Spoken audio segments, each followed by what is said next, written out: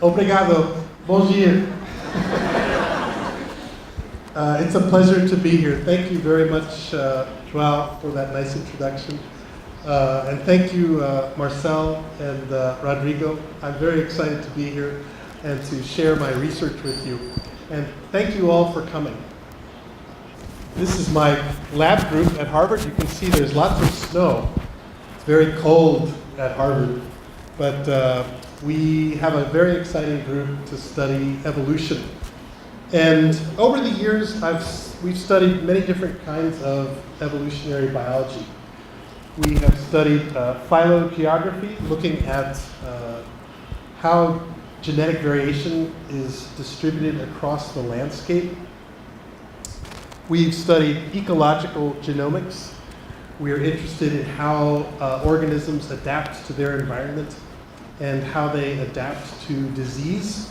And today I'll tell you about some of our studies looking at comparative genomics, trying to use the genomes of organisms to understand how they adapt to different environments and how they evolve new traits. At Harvard, we're very lucky to have a very active museum. It's called the Museum of Comparative Zoology. And this museum is very important for research, but it's also very important for teaching. We teach many classes in zoology and also in botany in the herbarium. And Harvard is one of the few universities in the United States that is still teaching basic biodiversity studies. It's a very, we think it's a very important purpose for the faculty there.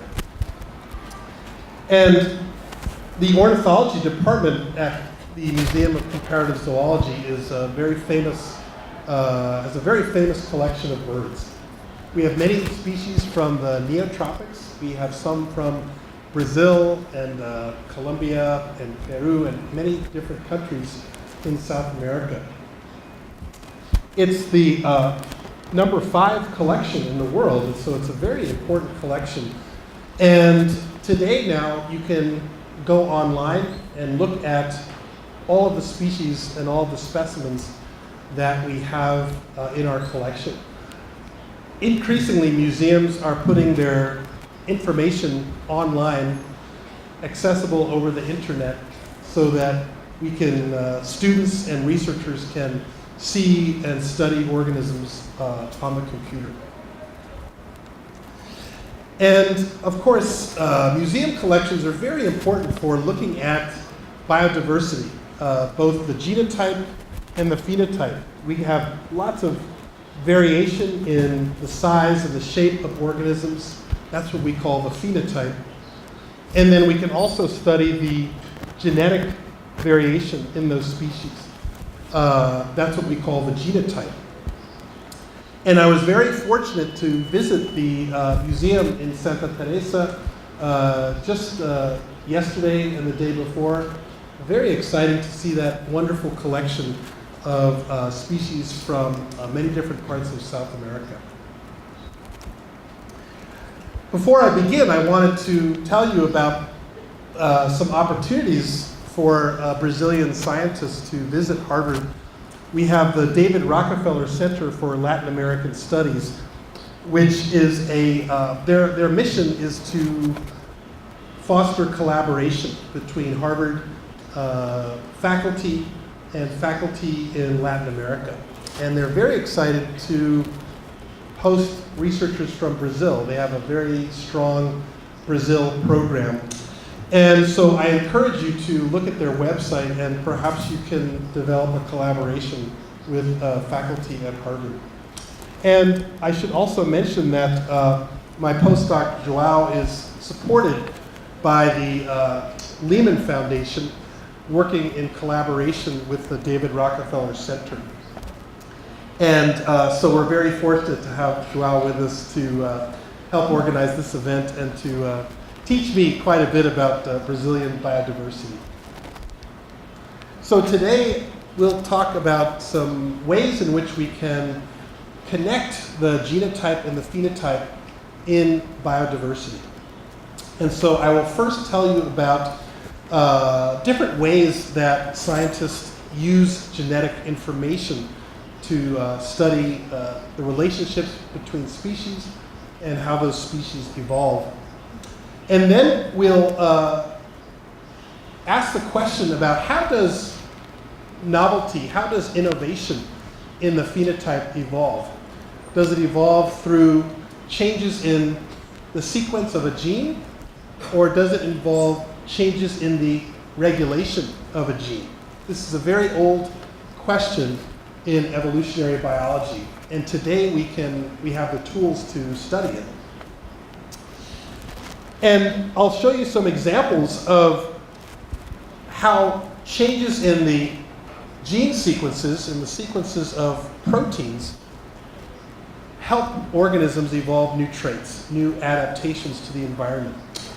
And then at the end, I'll tell you about an example where changes in the gene regulation seem to be more important than changes in the gene sequence for organisms adapting and changing over time.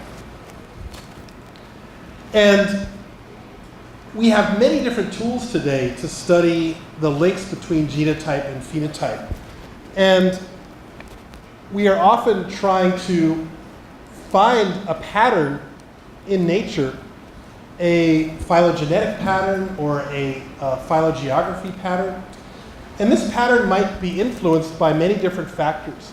It could be a neutral pattern or under natural selection.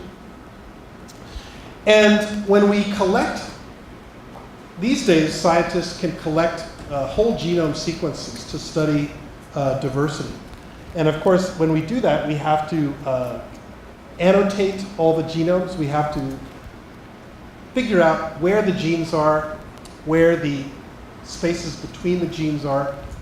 And this can help us generate hypotheses about how organisms evolve. And then at the end, we can try to test some of these patterns functionally. We can ask if one particular variation of a gene has a different function than another variant. We have many different ways to study genetic variation today. We have several ways that look at a small portion of the genome. And so, for example, these are some techniques such as RAD-seq, or we call UCEs, the hybrid capture approach. Both of these techniques look at a small portion of the genome to develop a phylogenetic tree or to study phylogeography. More recently, scientists are sequencing the whole genome, the complete genome, to understand how all of the genes in the cell are organized and how they differ between species and individuals. We can also study many different parts of the genome. And so, for example, when we study the transcriptome, we are studying all of the genes that are expressed, that have a function and are expressed during the organism's development. But we can also look at the regions between the genes, different kinds of markers, repetitive elements, and different regions that influence gene regulation. All of these are very important to understand the links between genotype and phenotype. So as I told you before, a major question in evolutionary biology is what sort of changes in the genome will cause changes in the phenotype? One hypothesis is that sequences of the genes that make the proteins, that those sequences change over time, and that causes evolutionary change. Another hypothesis, however, is that gene regulation is more important than changes in the gene sequence. In this case, we have changes not in the sequence of a gene, but changes in where and when that gene is expressed. Where and when it's expressed in different times during development. And it's likely that both of these approaches are important for creating the phenotype and the differences between species. But we don't know which one is more important. Now, a famous paper that was published in 1975 made the argument that the differences between humans and chimpanzees were mostly due to gene regulation. This paper was published by a famous scientist named Alan Wilson. I was very lucky to study with Alan Wilson when I was a graduate student at the University of California in Berkeley. And Alan Wilson and Mary Claire King, who is a geneticist at the University of Washington, they studied the protein sequences of humans and chimpanzees. This was a very early study in comparative biochemistry. And they found that the sequences of proteins in humans and chimpanzees were very, very similar. They were basically 99% similar. And in fact, this result, this measurement of protein similarity, is still the same today, even though we know much more about the genome. Their estimate was very, very accurate. And from this, they concluded that the many behavioral and morphological differences between humans and chimpanzees could not be due to changes in the gene sequence, because there were too few changes. There were not enough changes to cause these big phenotypic differences. Instead, they suggested that evolution was caused by changes in gene regulation. And this was the beginning of a very important idea that we are still testing today.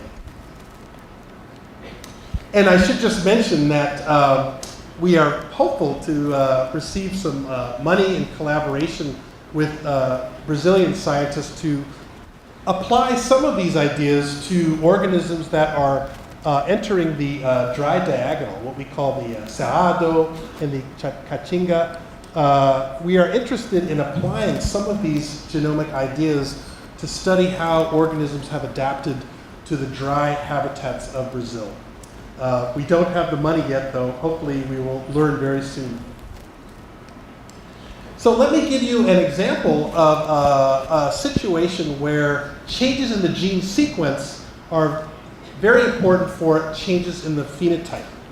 And this involves studying the taste receptors. These are the receptors on our tongues that allow us to taste different kinds of food. And the taste receptors are part of a very small family of genes. And in fact, there's only two major kinds. One of them allows us to detect umami. This is a Japanese word for savory, or it allows us to taste meat or amino acids. The other receptor is called the sweet taste receptor, and this allows us to taste sugars and chocolate and all of those very tasty desserts. And all of these receptors are spread out all over our tongues, and they're found in many different vertebrate species. Now, there's some natural experiments that have been done that tell us how the genotype is linked to the phenotype. So, for example, the panda, which lives in China, has a diet only of bamboo. That's the only thing it eats. So it doesn't have a need for a umami receptor. And in fact, this gene that encodes the umami receptor has been erased from the genome. There's no gene for umami receptor in the pandas.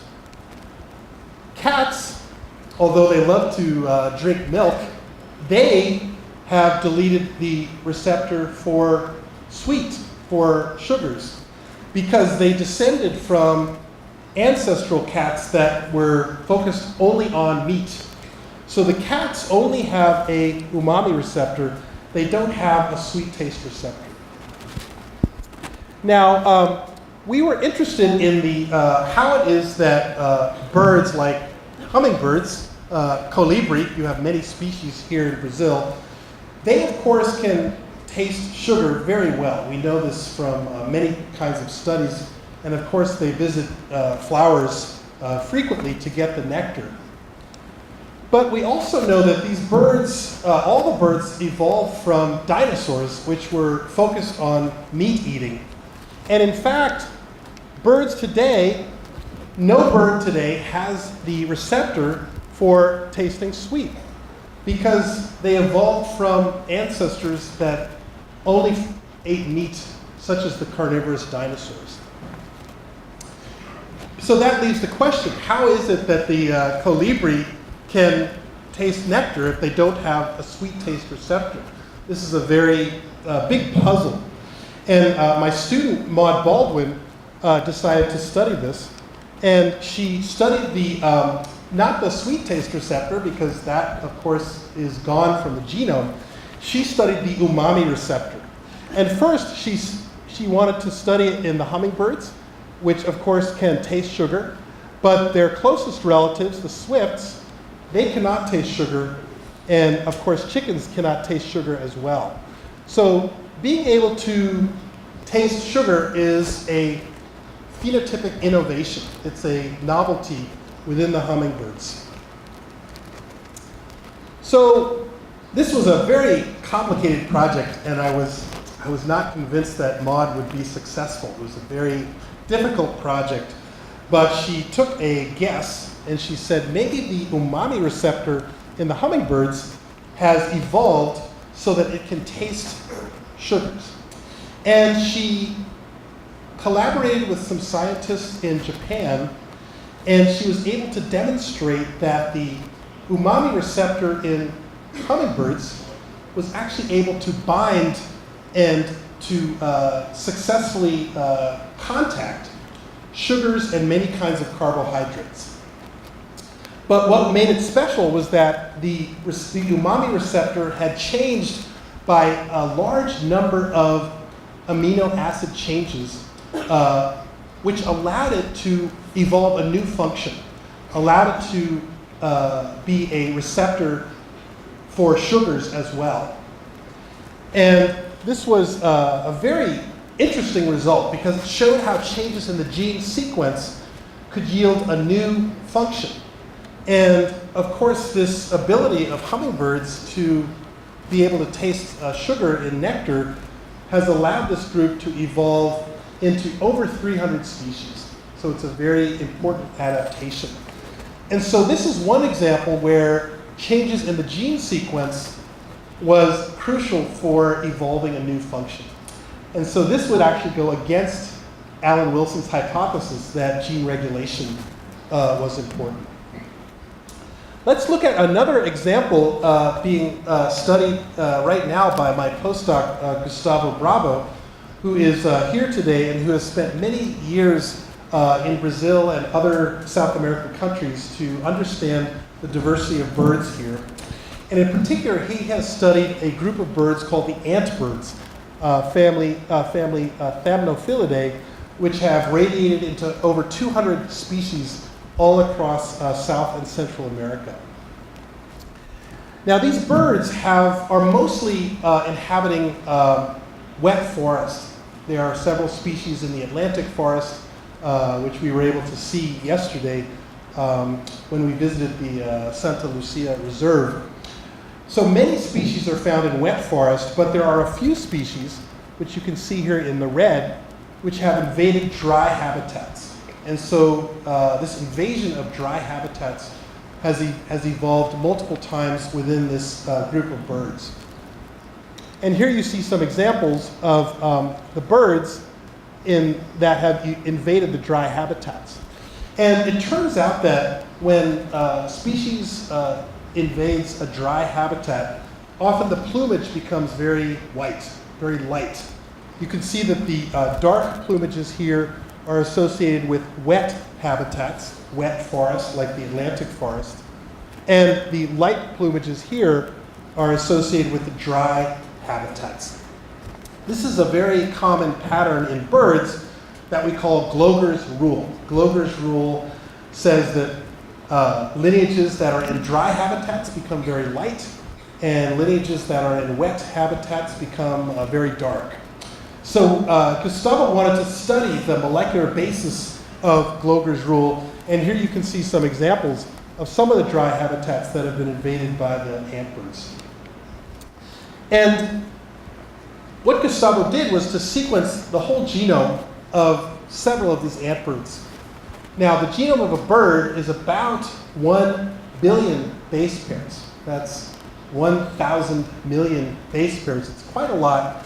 But today, with the new technology, we're able to sequence an entire genome of a bird for relatively little money. It's not that expensive. And so Gustavo wanted to look at all of the possible genes that might be contributing to the evolution of plumage in the antbirds. And what you can see here is the pathway for different genes that may go to produce melanin. Melanin is the main pigment that allows birds to become dark. So we call them melanic plumage, is when you have very dark plumage. And here you can see 3 genes in this pathway that Gustavo discovered have undergone unusual changes in the gene sequence, specifically in the birds that have invaded the dry habitats. So let's look at this in more detail. Here you can see that in this subgroup of antbirds, 3 species, Bernardi, canadensis, and cristatus, have all invaded dry habitats. And what Gustavo has found is that in these 3 species, these 3 genes, tyrosinase, transient receptor potential channel 1, and dopachrome tautomerase, these 3 different genes had undergone unusual amino acid substitutions, specifically on the branches leading to those species.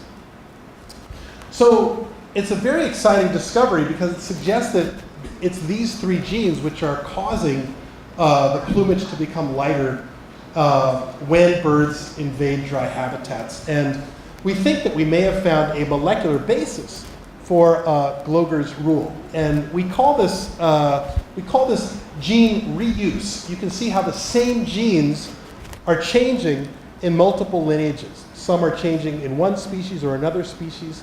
Some are undergoing just simple sequence changes. Others are having deletions and insertions. And this is a nice example of using data from the whole genome to look at a particular pathway that is involved with an important phenotypic trait. Okay, so for my last example, I will share with you. So both of the examples I've told you, the hummingbirds and the antbirds, both of those involve changes in gene sequence. And so they're both contradicting Alan Wilson's idea that gene regulation may be important. But let's look at one more example. And in this example, we're going to study the loss of flight in birds. So birds are a very diverse group. There's over 10,000 species. And although most of them can fly very well, flight has actually been lost many different times within the birds. And you probably recognize some of these species here, such as the dodo, penguins, of course, flightless grebes, and of course the flightless birds from South America, such as the rheas. So flight has been lost many different times within the birds. And we have been interested in studying how birds can lose flight and what sort of genes or changes in gene regulation might allow them to lose flight. And so we've been studying a famous group of birds called the paleognaths. Paleognathe means old jaw. It's a very ancient group of birds and is really one of the first birds to branch off in the genealogical tree for birds. So you can see here the ostrich from Africa, the emu and cassowary from Australia. Here's the rhea from South America, 2 species in South America. The kiwis from New Zealand, and then we have the tinamous, which many of you are probably familiar with because they're very common in Brazil and in the neotropics. And of course, the flightless birds differ in their skeleton from birds that can fly. In particular, they have lost the keel. You can see the keel here on this pigeon. It's a very large bone that allows the flight muscles to attach. But the flightless birds have lost this keel. You can see there's no keel on this kiwi or the emu skeleton. Many flightless birds, of course, have also become very large. Some of the largest birds ever to live were flightless. And then finally, we can see many different ways in which these birds lose bones in the forelimb. And so many flightless birds have lost digits. They have no more fingers. And others have lost the bones in the forearm or the humerus. And in fact, one species of flightless bird, the moa from New Zealand, it's extinct now, but it had lost the entirety of all of the bones in the forearm. There are no more bones in the forearm left from the moa. But of course, some species like the ostrich, they have forelimb bones, but they're not large enough to allow them to fly.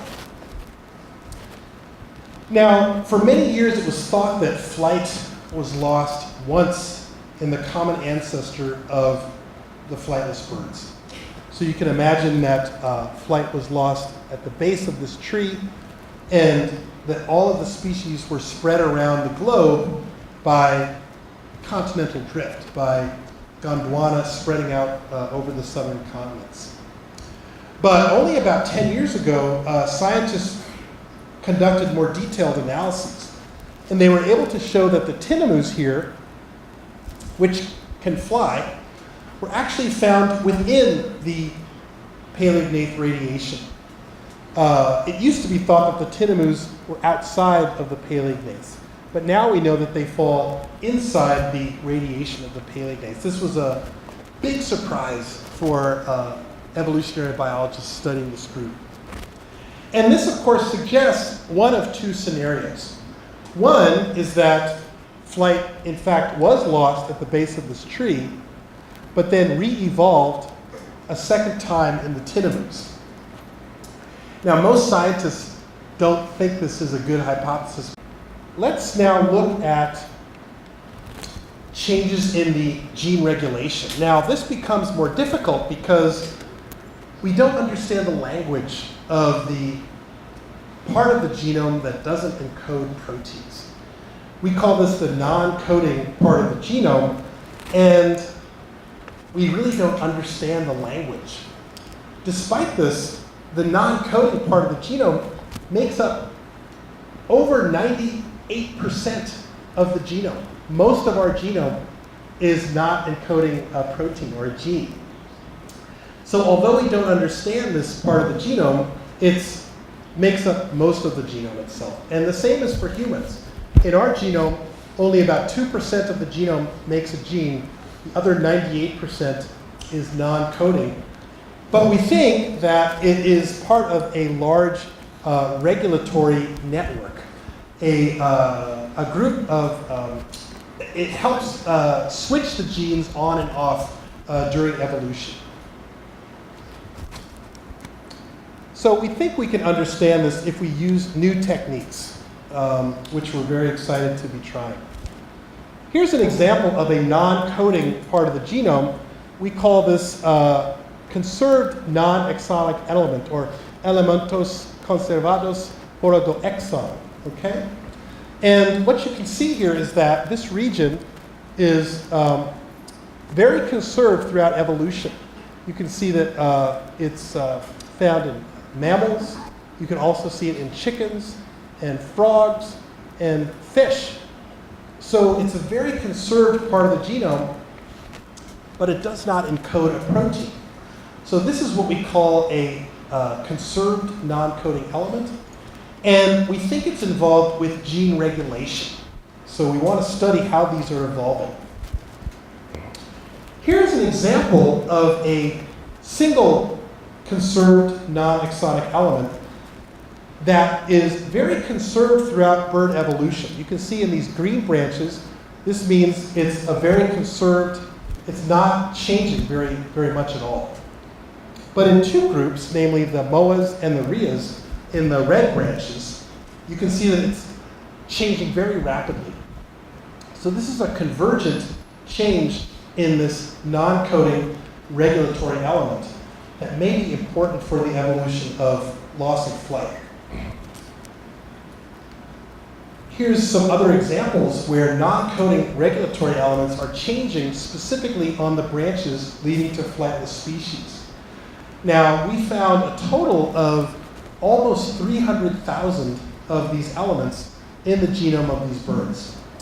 And in total, we found almost 1,000 of these elements which are changing specifically on these flightless branches. So it's a small signal, but we think it's an important signal that might have led to the loss of flight in these birds. Here are some examples of genes that have a lot of these rapidly evolving conserved elements nearby. And some of these genes we know are very important for developmental changes in other species, such as mice or even humans. And so, for example, TBX5 here is a very important gene for regulating limb development. And so it is interesting that we're finding a lot of regulatory evolution near these very important genes. We can use the convergent evolution of these elements to narrow down the list of important markers for the loss of flight. When we look at the number of elements that change in just one lineage that are accelerating in one lineage, we find over 4,000 of these markers. But as we look at more and more lineages, the number of markers that changes along these lineages decreases. And this can give us a very close view of what regulator genes may be important for the loss of flight. In this graph, you can see that the number of non-coding elements that are changing in the flightless birds, what we call the ratites, you can see that that's a very large number. And this number is much greater than what we see in random groups of birds. And it's also much greater than what we see in the evolution of another type of innovation, namely the evolution of vocal learning. You can see in the vocal learning here in red that there's very little changes in gene regulation going on. So we think that this is telling us that gene regulation is an important part of the loss of flight, much more important than what we see in other traits, such as vocal learning. And then finally, we can actually test some of these elements functionally to figure out if they're actually causing changes in gene expression. And so what you see here is a test of whether one non-coding element, we call it an enhancer. We have a chicken version, we have the type that's in tinamous, and then which of course can fly, and then we have the type that is in the RIAs, which can't fly. And you can see on this column on the right that both the chicken and the tinamous version can drive gene expression. They are causing a specific gene to be expressed in the developing limb bud of chicken. By contrast, the version in the RIA, the flightless bird, cannot drive gene expression. And so this is showing us that these changes in the non-coding elements are actually have functional consequences. They actually cause differences in gene expression depending on whether they are evolving fast or slow. So I hope I have given you some examples of how changes in the genome can cause changes in the phenotype. We've seen that some situations, the changes in the gene sequence are actually causing changes in the phenotype, such as the hummingbird taste receptor and the evolution of plumages in the antbirds. But in this last example, in the flightless birds, hopefully you've seen that changes in gene regulation may be important. and changes in gene expression may be important, and important in the loss of flight of these birds. And so hopefully I've shown you that different traits might have different types of evolutionary origins in the genome. And I would like to thank my many collaborators for help with this project. Obrigado. Thank you.